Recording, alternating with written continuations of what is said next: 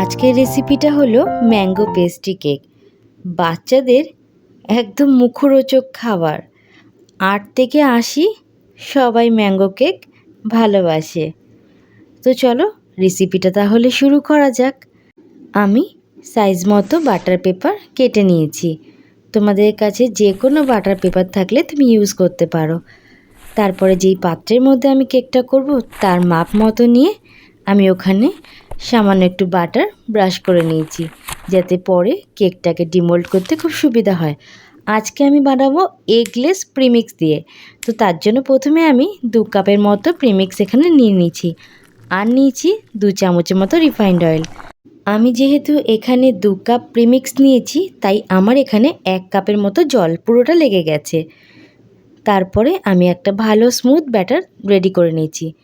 আর flavour দেওয়ার জন্য এখানে আমি ম্যাঙ্গো ইমালশন ব্যবহার করেছি। পুরো ব্যাটারটা রেডি হওয়ার পরে আমি এটাকে প্রিহিট ওভেনের মধ্যে রেখে দিয়েছি। তো আমার এই কেকটা রেডি হতে টাইম লেগেছিল প্রায় 45 মিনিট মতো। তো আমার কেক এখন প্রিহিট করা ওভেনের মধ্যে চলে যাবে। আমি উপর থেকে একটু ট্যাপ ট্যাপ ট্যাপ ট্যাপ করে নিয়েছি। ব্যাস 45 মিনিট পরে আমার কেক কিন্তু পুরোপুরি রেডি। আমি তোমাদের চেক করে দেখিয়ে দিচ্ছি। তো এটা একদম কিন্তু ঠিকঠাক হয়েছে। তারপরে কেকটা ভালো করে আমি ঠান্ডা করে নিয়েছি, নিয়ে এবার আইসিং করার পালা। তো প্রথমে আমি যে সুগার সিরাপটা ইউজ করেছি তার মধ্যে একটু আমি ম্যাঙ্গো ক্রাশার অ্যাড করে দিয়েছি, তাতে ফ্লেভারটা খুব সুন্দর আসে। তারপর আমি ক্রিম এখানটায় দিয়ে দিয়েছি, স্প্রেড করে দিয়েছি। আমি কিন্তু যেহেতু পেস্ট্রি কেক বানাচ্ছি তাই এখানে বেশি ক্রিম অ্যাড করিনি, যতটুকু দরকার ততটুকু দিয়েছি। ওপর থেকে একটু ম্যাঙ্গো ক্রাশার আর হোয়াইট চকলেট আমি স্প্রেড করে দিয়েছি। দেওয়ার পরে ঠিক একই রকমভাবে আমি প্রত্যেক কটা লেয়ার রেডি করছিলাম।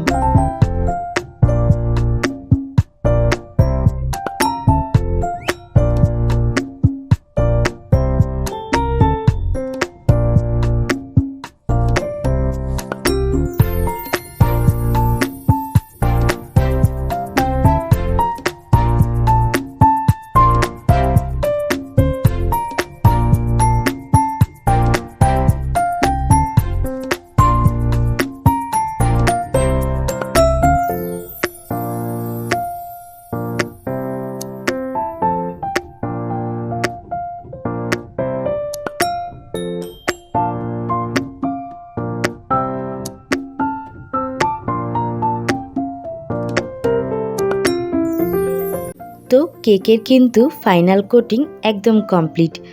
এখন হচ্ছে ওপরে কিছু ডেকোরেশন করার পালা। তো তার জন্য আমি নিউট্রাল জেল এখানে নিয়ে নিয়েছি 2 থেকে 3 চামচের মতো, দিয়ে জেলটাকে ভালো করে আমি ঝাঁকানাকা করে নিয়েছি।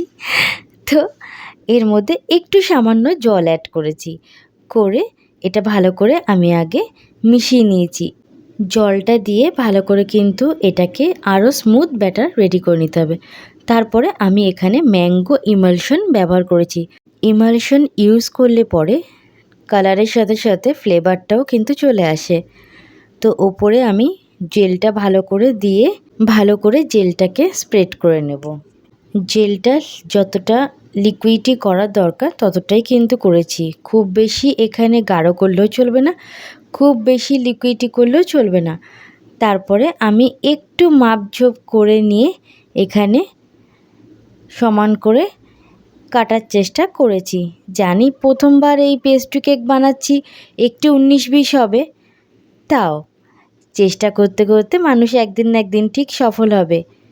আর যখন প্রথমবার কিছু বানাচ্ছি তো তোমাদের সাথে শেয়ার না করে তো সেটা আমার উপায় নেই। এখন যাই কিছু বানাই না কেন তাই মনে হয় তোমাদের সাথে সেটা শেয়ার করি। তোমরা কিন্তু সত্যি আমার অনেক আপন হয়ে উঠেছো। তো দেখতে দেখতে কিন্তু ডেকোরেশন অনেকটাই হয়ে গেছে। তো আমি একটা নোজেল নিয়ে জাস্ট সিম্পল একটা ডেকোরেশন করে দিয়েছি, আর উপরে যে ফ্লাওয়ারগুলোর মতো করেছি তার উপরে একটু স্প্রিঙ্কেল, আর বাকিগুলোতে আমার মেয়ে বললো একটু অন্যরকম ডেকোরেশন করো। কিছুতে দিলাম চেরি, আর কিছুটা দিলাম জেলি। তো একটু ফ্লেভার টাইপ যে জেলিগুলো পাওয়া যায় সেগুলো অ্যাড করে দিয়েছি। তো কেমন লাগলো ভিডিওটা প্লিজ আমাকে তোমরা জানিও।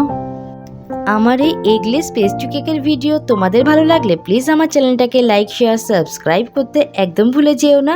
নেক্সট ভিডিও নিয়ে আবারও চলে আসবো, খুব তাড়াতাড়ি তোমাদের সাথে আবারও দেখা হবে।